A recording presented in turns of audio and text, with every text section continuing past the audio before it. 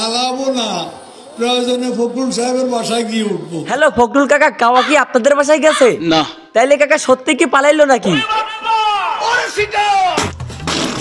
আচ্ছা, একটা পত্রিকা জানতে চাইছেন ব্যারিস্টার সুমন সাহেব এখন কোথায় আছেন, আসলে তো জানা দরকার।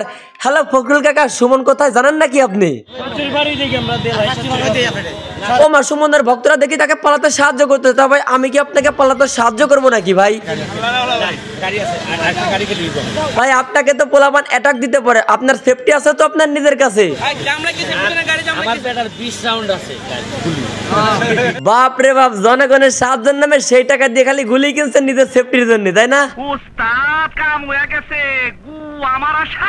আরে কাকা থামেন, একটা সত্যি কথা বলবো। বলো বাবাজি। ভাই সুমন, তুই কোনোদিন দেশে আইবি না? দেশে আইলেই তো রে লাঠি দিয়া নেটওয়ার্কের বাইরে হালাই দিব তোরে। আরে কারণ গান আরেকটারে পাইছি, বাবা সাকিব। বাবা তুমি এখন লন্ডনে বসে শোরুম উদ্বোধন করতে ব্যস্ত বাবা। ইচ্ছা করতেছে ইন্দুরের বিষ খাইয়া মরি। সে তো করবে, এমপির পদটা টিকিয়ে রাখতে ছাত্রদের পক্ষে তুমি কথা কইলা না, মাগার এখন তো এই দেশে তোমার নিজেরই অস্তিত্ব রইল না। বেচারা সবে মাত্র এমপির পদটা পাইছিল রে। আরে একটা সত্যি কথা বলবো কাকা। বলো বাবাজি। ভাই সাকিব, তুই কি আর কোনোদিন দেশে আইবি না? দেশে আইলে তো রে লাঠি দিয়া নেটওয়ার্কের বাইরে হালাই দিব তোরে। নেটওয়ার্কের কথা শুনে মনে পড়ে গেল মার্ক পলকবার্গের কথা। শালা ওরে দেখে মার্ক জাকারবার্গও কনফিউশনে পড়ে গেছিল যে আসলে ফেসবুকের মালিক কে।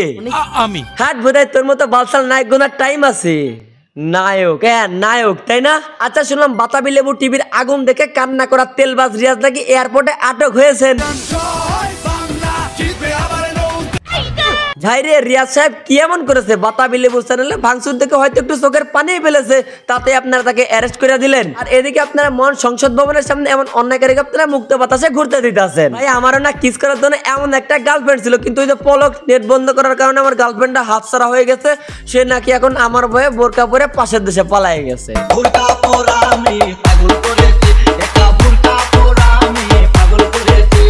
আচ্ছা ভুলে গেছিলাম মার্ক পলকবার্গের কথা, যেহেতু আটক হয়েছে ওরা আমাদের হাতে তুলে দেন, আমাদের একদম পথে বসাই দিছে ভাই নেট বন্ধ কইরা। যদি এতে আপনাদের আপত্তি থাকে তাহলে অন্য ব্যবস্থা আছে। ওরা একটা রুমের মধ্যে সোশ্যাল মিডিয়া ছাড়া এবং ইন্টারনেট ছাড়া একটা ফোন দিয়ে আটকে রাখা হোক এবং সেই ফোনে শুধু ওর আগের সব বক্তব্য চালানো হোক। মনে ছিল না তেলবাস ফেরদৌসকে পড়াইছে নাকি নাকি দেশের মধ্যে ঈদের গর্তের মধ্যে বলেছে। সালারা দইরা বিচে টান দিয়ে সিরা আলু ভর্তা করে খাইয়া ফেলেন। ভাই রে ভাই, মা নিয়ে নাটক করে আমাদের দারাজ করিম কই আমাদের বাসার সামনে বন্যা একদম সবকিছু ভাইসা গেল। প্লিজ ভাই চান্দা তুলে সব টাকা খাইয়া ফেলেন। বংশ সহ মনে হয় স্বামী মুসমানের মতো দেশ ছেড়ে বোরকা পরে পালাইছে। একটা সত্যি কথা কব কাকা। বলো বাবাজি। ভাই ফরাজ, তুই কি কোনোদিন দেশে আইবি না? দেশে আইলে তোরে লাঠি দিয়া নেটওয়ার্কের বাইরে হালাই দিব তোরে। লাত্তি মাইরা ফেলাইতেছে তো দেখলাম শেখ মুজিবের মূর্তি। না, এনাকে নিয়ে কথা বলার মতো যোগ্যতা আমার এখনো নয়, তবে তাকে যেভাবে অসম্মান করা হচ্ছে এর জন্য আমি নিন্দা জানাচ্ছি। তবে ইসলামের মূর্তি হচ্ছে শিরক, সো এগুলো না রাখাই ভালো এখন। ঠিক বলেছেন। আচ্ছা একটা কথা, আমার গার্লফ্রেন্ড হাসিনা খালা পালাইলো তো পালাইলো, যেই দেশে পলাইলো রে ভাই ওই দেশে আবার স্বাধীনতা দিবস 15ই আগস্ট। এটা কোনো কথা? একটা প্রশ্ন মনে পড়ে গেল, আমাদের দেশে তো 15ই আগস্ট সরকারি ছুটি দিয়েছিল, এখন এইবারে মানে 24 সালে এই সরকারি ছুটিটা কি আমরা পাবো? আমারও তো সেই একই প্রশ্ন। প্রশ্নের উত্তর খুঁজে লাভ নেই। তবে হাসিনা খালা পালায় আবারও প্রমাণ করে দিল যে মেয়েরা সত্যিই চলে যায়। আবার মেয়েরা এটার উল্টা যুক্তি উপস্থাপন করতেছে, তাদেরকেও নাকি হাসিনা খালার মতো চলে যেতে বাধ্য করা হয়।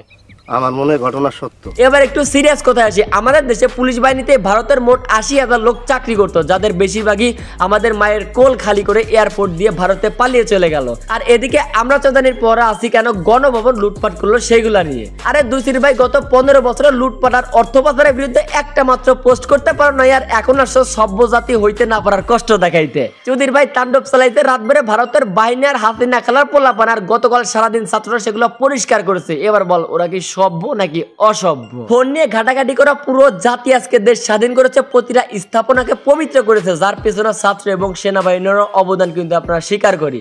এরই মাঝখানে একটা সত্যি কথা বলবো কাকা। বলো বাবাজি। হাসিনা খালা লন্ডনের ভিসা পায় নাই, আপাতত শ্বশুর বাড়িই আছে। এইবার আসেন কথা বলি উন্নয়ন নিয়ে। হাসিনা খালা আর যাই করুক দেশের জন্য অনেক কাজ করেছে, বলা পাবলিক গুলোর জন্য একটা মাত্র তথ্য দিতেছি। বাংলাদেশে বর্তমানে ঋণের পরিমাণ হচ্ছে 99 বিলিয়ন মার্কিন ডলার, আর গত 16 বছরে পাচার করা হয়েছে 94 বিলিয়ন মার্কিন ডলার। মানে যেই টাকা আমরা বাংলাদেশিরা ঋণ আছি তার থেকে বেশি টাকা খালা আগেই পাচার করে দিচ্ছে। দিস ইজ উন্নয়ন। পুলিশ বাহিনী নিয়ে তো কথাই বললাম না, এরা এমন একটা জাতিতে পরিণত হয়েছে, এখন এই জাতিকে জনগণের হাত থেকে রক্ষা করার জন্য সেনাবাহিনীর সাহায্য নিতে হচ্ছে। পুলিশ লাইন লাইন থেকে বাড়ানোর মতো কলিজা পর্যন্ত তাদের এখন নেই। আপনারা একবার চিন্তা করেছেন আপনার শান্তি রক্ষার নামে দেশবাসীর উপর আপনারা কতটা জুলুম করেছেন? আপনাদের যে সমস্ত ফেসবুক প্রোফাইলে নিজেদের ইউনিফর্ম পরা ছবি দিয়ে নিজেদের নিয়ে মিথ্যা গর্ব করতেন, সেই ছবি আপনারা নিজেরা আইডিতে দিয়ে এখন লজ্জা পাচ্ছেন এবং ভয় পাচ্ছেন। এক ভিডিওতে এত সব কথা বলা সম্ভব নয়। ডিবি প্রধান আমাদের হারুন ভাই, বিপ্লব কুমার, সাদ্দাম মিনান, শামীম ওসমান, দেশীয় মুজিব ভাই সহ অনেক টপিক আছে যেটা আজকে বাদ রাখলাম। তবে আমরা পরিবর্তন চেয়েছিলাম, ইনশাল্লাহ পরিবর্তন আনতে পেরেছি এবং চাইলে আমরা কিন্তু আরো অনেক কিছু পরিবর্তন করতে পারি। তবে প্রথম পরিবর্তনটা শুরু হোক আপনার দিয়েই। আগামীকাল থেকে কোনো ট্রাফিক সিগন্যাল আমরা ভাঙবো না। আগামীকাল থেকে দেশের কোনো সরকারি অফিসে কাজের জন্য অনৈতিক 1 টাকাও দিব না।